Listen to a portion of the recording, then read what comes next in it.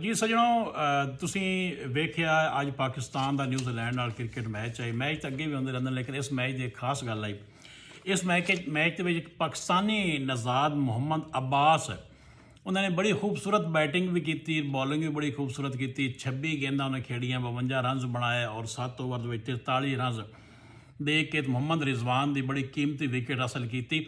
ਇਹ 2 ਦਿਨ ਪਹਿਲੇ ਤੋਂ ਪੇਸ਼ੀਨ ਗੋਈਆਂ ਜਾ ਰਹੀਆਂ ਕਿ ਮੁਹੰਮਦ अब्बास ਕੌਣ ਹੈ ਜਨਾਬ। ਇਹ ਕੋਈ ਆਂਦਾ ਲਾਹੌਰ ਦਾ ਰਹਿਣ ਵਾਲਾ, ਕੋਈ ਆਂਦਾ ਕਿੱਥੋਂ ਦਾ ਰਹਿਣ ਵਾਲਾ।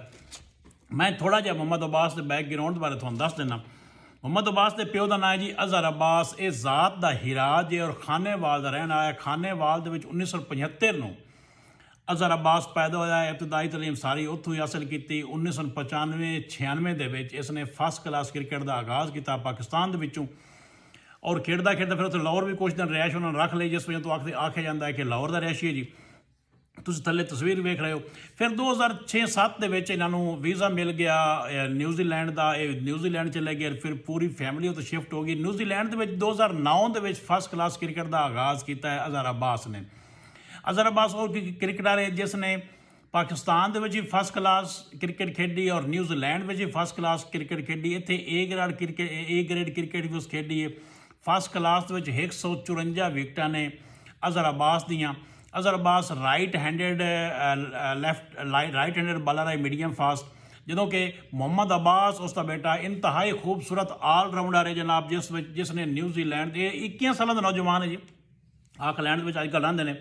ਨਿਊਜ਼ੀਲੈਂਡ ਦੀ ਡੋਮੈਸਟਿਕ ਜਿਹੜੀ ਕ੍ਰਿਕਟ ਹੈ ਬੜੀ ਖੂਬਸੂਰਤ ਖੇਡੀ ਹੈ। ਉਸ ਕੁਝ ਕਲੱਬ ਕ੍ਰਿਕਟ ਵੀ ਖੇਡੀ ਹੈ। ਫਿਰ ਫਸਟ ਕਲਾਸ ਕ੍ਰਿਕਟ ਦੇ ਵਿੱਚੋਂ ਹੀ ਤੁਹਾਨੂੰ ਪਤਾ ਹੈ ਕਿ ਅੱਜ ਕੱਲ੍ਹ IPL ਚੱਲ ਰਿਹਾ ਔਰ ਨਿਊਜ਼ੀਲੈਂਡ ਦੇ ਜਿਹੜੇ ਬਿਹਤਰੀਨ ਪਲੇਅਰ ਨੇ, ਵੱਡੇ ਪਲੇਅਰ ਨੇ, ਉਹ IPL ਖੇਡ ਰਹੇ ਨੇ। ਇਸ ਵਜ੍ਹਾ ਤੋਂ ਨਿਊਜ਼ੀਲੈਂਡ ਨੇ ਕੋਸ਼ਿਸ਼ ਕੀਤੀ ਕਿ ਨੌਜਵਾਨਾਂ ਨੂੰ ਅਸੀਂ ਮੌਕਾ ਦਈਏ।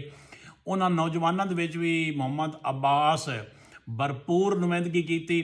ਅਜ਼ਹਰ अब्बास ਦਾ ਇੱਕ ਜਿਹੜਾ ਖ਼ਾਬ ਹੈ ਕਿ ਨੈਸ਼ਨਲ ਲੈਵਲ 'ਤੇ ਸ਼ਿਰਕਤ ਕਰਨੀ, ਪਾਕਿਸਤਾਨ ਵਿੱਚ ਉਸ ਦਾ ਬੇਟਾ ਨਾ ਕਰ ਸਕਿਆ, ਲੇਕਿਨ ਨਿਊਜ਼ੀਲੈਂਡ ਦੇ ਵਿੱਚ ਹੁਣ ਉਹਨਾਂ ਦੀ ਗੁੱਡ ਬੁੱਕ 'ਚ ਆ ਗਿਆ। ਬੜੀ ਖੂਬਸੂਰਤ, ਬੜੀ ਸ਼ਾਰਟ ਜੀ ਔਰ ਬੜੀ ਪਾਇਦਾਰ ਇਨਿੰਗ ਖੇਡੀ ਔਰ ਇੰਤਹਾਈ ਖੂਬਸੂਰਤ ਆਲ ਰਾਊਂਡਰ ਦੇ ਰੂਪ ਦੇ ਵਿੱਚ ਇਹ 21 ਸਾਲਾਂ ਦਾ ਨੌਜਵਾਨ ਜਿਹੜਾ ਕਿ ਜ਼ਾਤ ਦਾ ਹਿਰਾਜ ਹੈ। ਔਰ ਨਾਜ਼ਰੀਨ, ਇਹ ਵੀ ਬੜੀ ਵੱਡੀ ਗੱਲ ਹੈ ਕਿ ਆਪਣੀ ਜ਼ਾਤ ਦੇ ਨਾਲ ਮੈਂ ਜਿਹੜੀ ਪ੍ਰੋਫਾਈਲ ਲਾਈ ਹੈ ਗੂਗਲ ਦੇ ਉੱਤੇ, ਅਜ਼ਹਰ अब्बास ਨੇ ਆਪਣੇ ਨਾਂ ਦੇ ਨਾਲ ਅਜ਼ਹਰ अब्बास ਹਿਰਾਜ ਲਿਖਿਆ ਹੋਇਆ ਹੈ।